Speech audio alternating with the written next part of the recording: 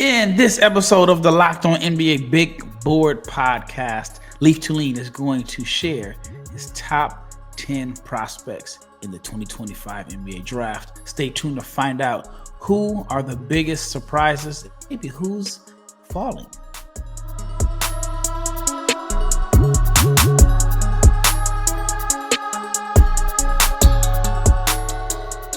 Big shout out to each and every person that has made the Locked On NBA Big Board podcast your first listen of the day. I'm your host, Rafael Barlowe, along with my co-host, the man who watches more college basketball than anyone else, Leif Thulin. I know we've been planning this episode for a few days, and Leif is ready to share his top 10 prospects. But before we get started, I want to let you know that we have a new sponsor. And this episode is brought to you by the College Football Playoffs.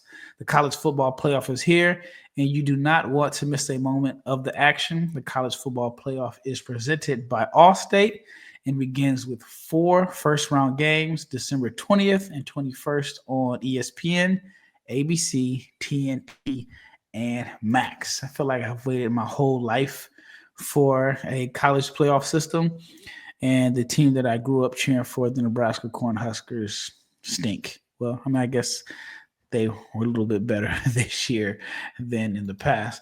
Also, I want to let you know about the Locked On newsletter. Check it out, lockedondaily.com. Your favorite Locked On NBA podcast has a newsletter that will be delivered directly to your inbox every morning. And if you are not subscribed to the YouTube channel, please subscribe, like, share, comment, click the bell so you can be notified every time we drop. We appreciate each and every subscriber, all the comments, even the people that just log in just to disagree with everything that we say. Shout out to the trolls and the people who like to argue. All right, well, let's get right into it, Leif. Your top 10. I think you had this ready a few days ago. Did you have to tweak it a little bit this weekend? No, I didn't make any tweaks of players that I would rank highly. I think 8, 9, and 10 is pretty fluid for me, but at the top, I feel pretty confident. All right, let's start off at the top. You have Cooper Flagg, number 1. And the big question I have for you, actually I have 2. The first question is, do you think that he can hold on to the number 1 spot all year long? And the second question is, are there any concerns about the jump shot? So I do think he'll hold on to number 1. And I think Dylan Harper's been really good. But Cooper Flagg has played 4 games against top 10 opponents and has averaged 22 and 11 in those games as a 17-year-old. So yes, his jump shot's not great. I got some numbers for you. He's 94th percentile in post-ups, which is basically the guy's really, really good at taking advantage of size mismatches, even while being 17, and he's only going to get stronger and better. That said, the converse of that, he's 17th percentile on catch and shoots, and that's not very good. And you know, like right now, the players who are thriving as youngsters in the NBA are typically guys who can really shoot the ball. And then his isolation game, it's been shaky. We talk about the turnovers that he had in crucial moments against Kentucky. But to me, it boils down to this. The guy's 17. His usage is off the charts. He puts up numbers. He does everything that you could dream of defensively. He's versatile. He creates for others. He averages over 4 assists per game, scores when it matters, rebounds always, plays like his hair's on fire. And he's got the most room to grow physically. I know he's already a big wing where he's known to be a dominant athlete. Well, that's against 22-year-olds, a 17-year-olds dominate. That means I believe he's only going to get better. And his shot's gone from being something that I was actually concerned about the last 2 years to being something I think has a lot of growth potential, both because it's not amazing yet and because it looks more and more fluid, and he's doing it off the dribble. He's doing it off spin moves. I just believe he'll be able to refine it, and all the athletic traits that he possesses and are only going to be further cultivated will transition into him being a good scorer. Now, you can make the point like he's not the most as gifted of a scorer as Ace Bailey. If they reach their ceilings, is T-Mac better than Scottie Pippen? You know, like just speaking of various archetypes at the highest level, maybe. but Cooper Flagg has the best chance of reaching close to his ceiling. Like maybe he doesn't reach 100th percentile, but I think he's got the best chance of reaching a 90th percentile of any of these guys. Yeah, I mean, the defensive versatility, the usage, I think it's supersized. I don't think that's going to be his role in the NBA. The post up is what I love most about him when he does have an opportunity to post up. He's shooting 69% on post ups. In my opinion, he's just not getting enough post ups. I would love to see him play more so as a 4-3 than 3-4, if that makes sense. Still let him handle the ball from time to time and so on, but get him on the block, create mismatches, use him as the roll man, and then when teams switch and try to put a bigger man on him, then I would like to see him play on the perimeter more. But I'm just nitpicking. And another nitpick I have is that, the reputation he had, like you said, plays with his hair on fire, always comes to dominate. I feel like that's been a little bit overrated. Again, it's nitpicking because he's had very strong games against the bigger non-conference opponents, but I feel like he's somewhat pacing himself in a sense. I mean, you got 2 of 8 against Incarnate Word. I mean, these are games that Duke blew these teams out. 2 of 7 against Seattle, 3 of 8 against Wofford, 6 of 15 against Maine. I feel like he's been really, really inefficient when Duke has played lesser competition, which is the exact opposite of some of the other guys that we're probably going to talk about later on. But I think that Dylan Harper has a chance to catch him. I think maybe from the eyes of like a general manager, but I think if it comes down to an owner, the owner is going to go with Cooper Flagg 10 times out of 10. Let's talk about Dylan Harper. You have Harper at number 2 on your board, 6'6", 215 point guard from Rutgers. I had somebody in the comments yesterday saying, stop saying he's 6'6". I'm like, Dylan Harper looks a legit 6'6". He's not a guy that I question his height, but what are your thoughts on Harper? Well, I came into the year skeptical. Not that he was talented, not that he was not big and quick, and I didn't doubt the attributes. I doubted the shooting ability and the ability to consistently get past the fact that he's not that great of a shooter and continuously get to the paint with collegiate spacing, which isn't great, but collegiate athletes, which are a big step up from high school. And he's had no problems against Alabama. He's had no problems against Seton Hall, who are they play very different defenses, but they're both athletic and defensively oriented in different ways. And Alabama has a great rim protector and a ton of big bodies, taller than most NBA teams. Seton Hall is the most compact and grit and grindy type of team in college basketball. And no matter what happens, he gets you 25 points, gets the paint at will, creates for others. Silky smooth going to his left. He's good going to his right as well. He's knocking down off the dribble jump shots. A couple stats for you guys here who are analytically inclined. His off the dribble jump shot, not great so far, so there's room to grow, but 24th percentile. But he makes big ones. And that's 24% exactly. 24% on field goals off the dribble jump shot. But he's 8 of 19 on catch and shoot threes. And better yet, though, more importantly, 90th percentile pick and roll ball handler. That's what matters. And that's why I was saving that one for last. I don't really care because those are split. 8 of 19 is pretty good from catch and shoot threes entering this weekend. 24%, not very good. But the fact that pick and roll ball handling, he can score for himself at the 90th percentile in collegiate basketball, where it's just he and Ace Bailey as scorers for Rutgers. And there's going to be more and more spacing for a 6'6" guard who likes to get downhill. I buy it. I'm in on Ace Bailey, and I came in a skeptic.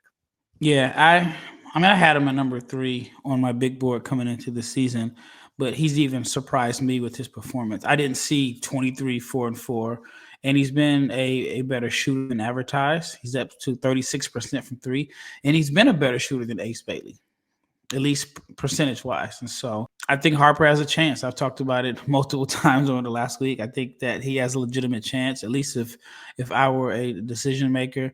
I think, like you said, NBA spacing, he's going to look good.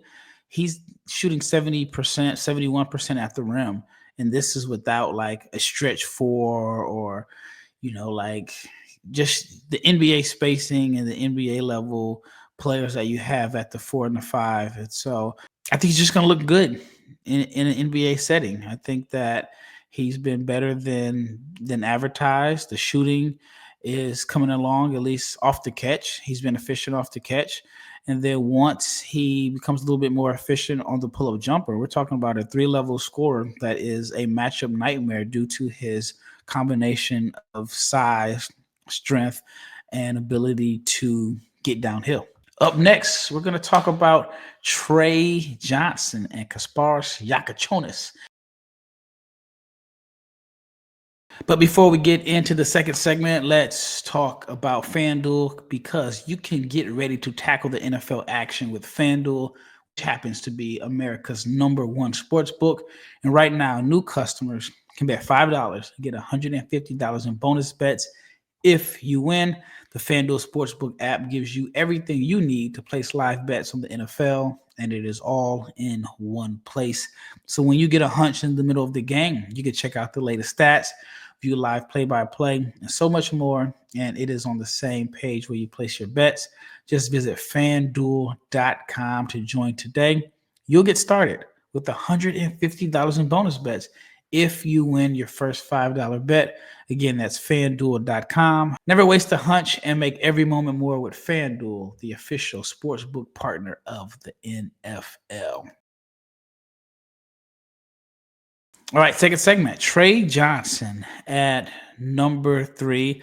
I like that. I have Tre at #4 on my big board. I released my lottery version of Big Board 2.0 on NBABigBoard.com.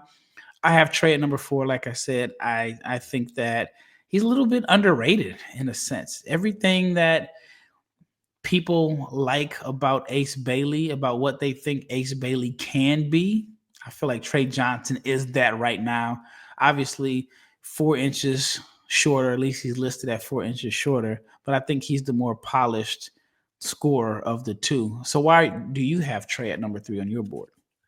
Yeah, Tre Johnson to me has all the attributes you look at Ace Bailey and salivate over. The scoring touch, the difficult shot making. Like we talked at the start of the year about how Banchero and Brandon Miller, 2 guys you and I were both very high on, had tough shot taking, tough shot making ability, and it was only applied to speaking about Ace Bailey. Well, Tre Johnson has been exactly that. Tre Johnson has been so good at a few things where he's scoring 20 points a game as the focal point, whereas Ace Bailey is the beneficiary of some of the attention that Harper draws. Ace Bailey, unfortunately, and I'm not saying this to rip on him because, like on this, he's #5 on my board and could very well move up. Ace Bailey is 19th percentile in isolation right now. Ace Bailey is 3 of 18, meaning and this was entering the game against Seton Hall. He's scored 3 of 18 isolation attempts. And that's what he's supposed to be great at. And he's only ran 6 pick and rolls, and catch and shoots. He's only shot at that only a few. He's still scoring points, but Tre Johnson, every possession is the focal point. He gets downhill and scores a little bit, but it's more than what Ace Bailey does. Tre Johnson shoots mid-range turnarounds, which we thought Ace would do as a 6'10 guy. Tre Johnson creates space, creates for others.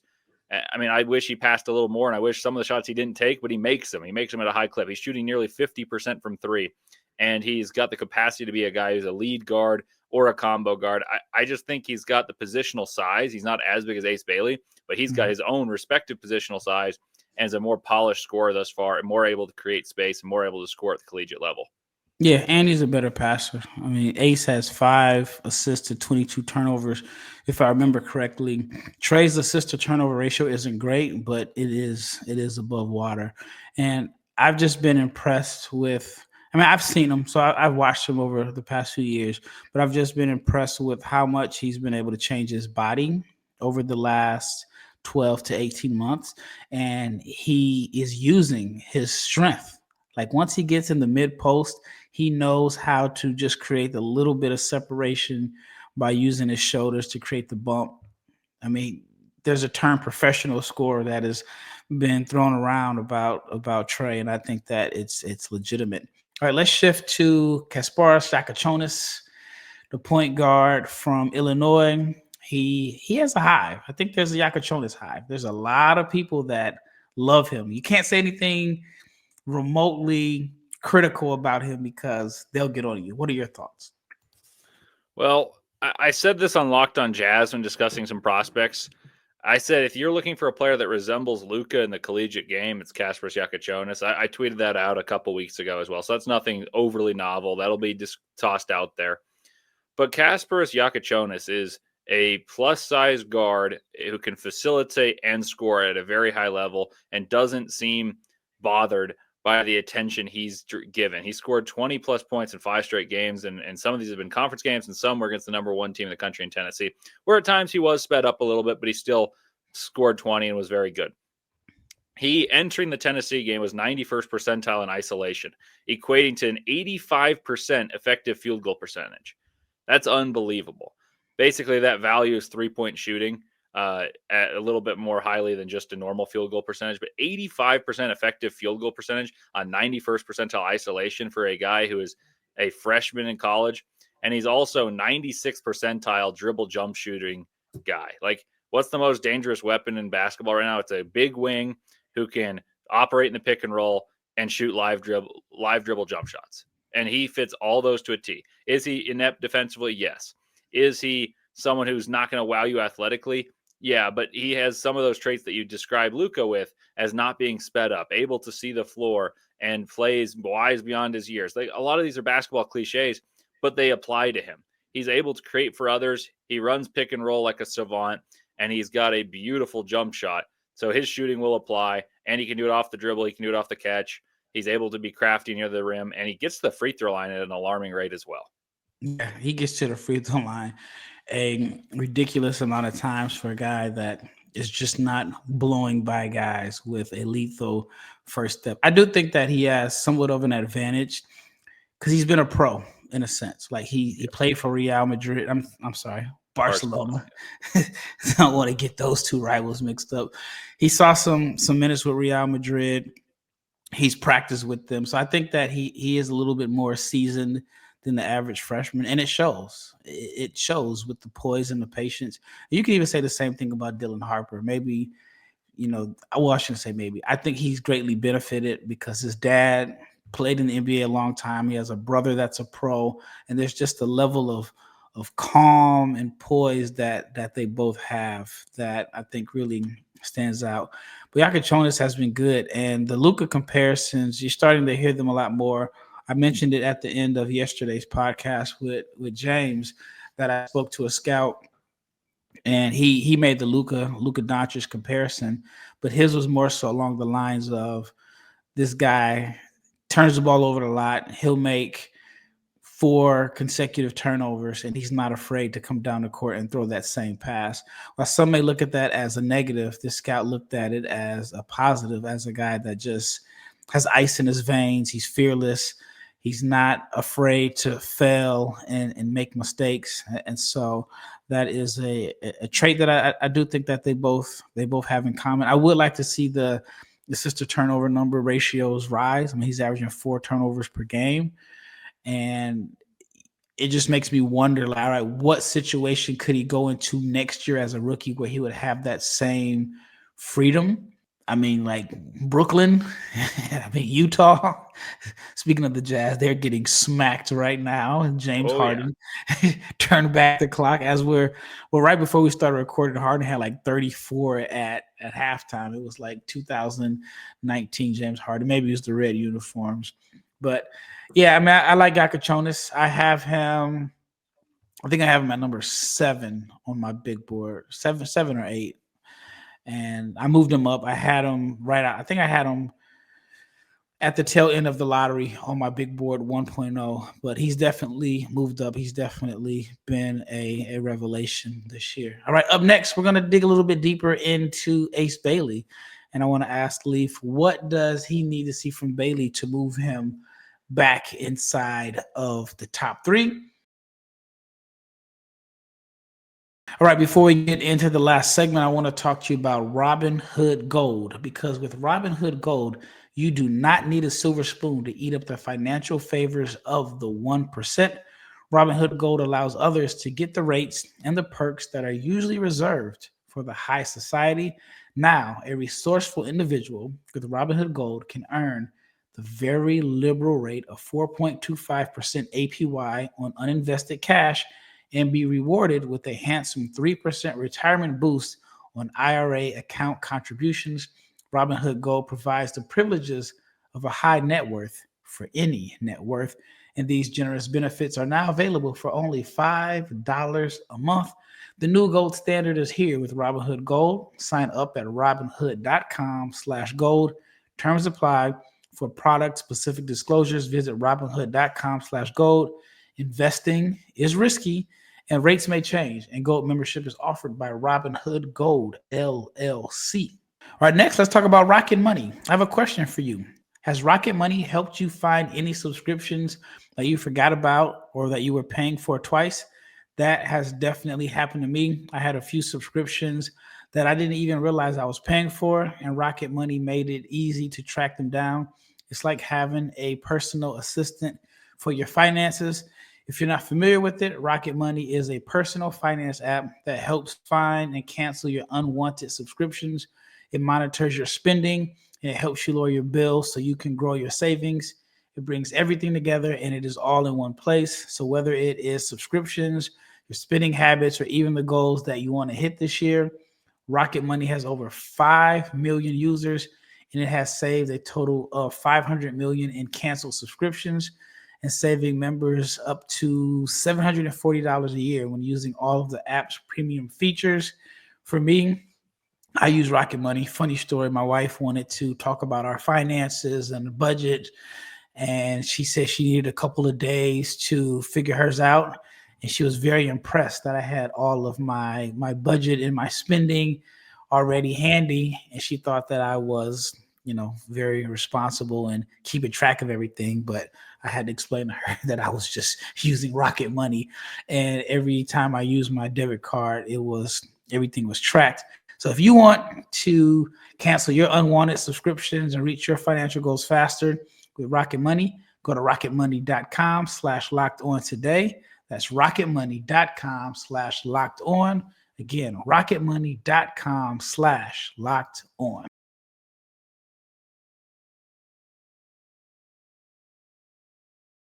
All right, let's wrap up this episode. It's been fun. It's moving by fast. Ace Bailey. I have Ace at number 3. I'm still buying into the upside. Very, very far from a finished product right now. I mean, you can look at him and you can see that he still has a lot of growing to do. He looks like he could be 15 or 16 years old. I love the talent. The shot selection is, it's somewhat of a concern, but he's been rather efficient for a guy that people nitpick about him, about the poor shot selection. He is shooting about 46, 47% from the floor. I would like to see him shoot more threes, and I've talked about it on episodes with James. I think that Tre Johnson, that is shooting about 7 threes a game. And while Ace is shooting around 4, I would like to see him get around to 5 or 6 because I think he's very capable of making them.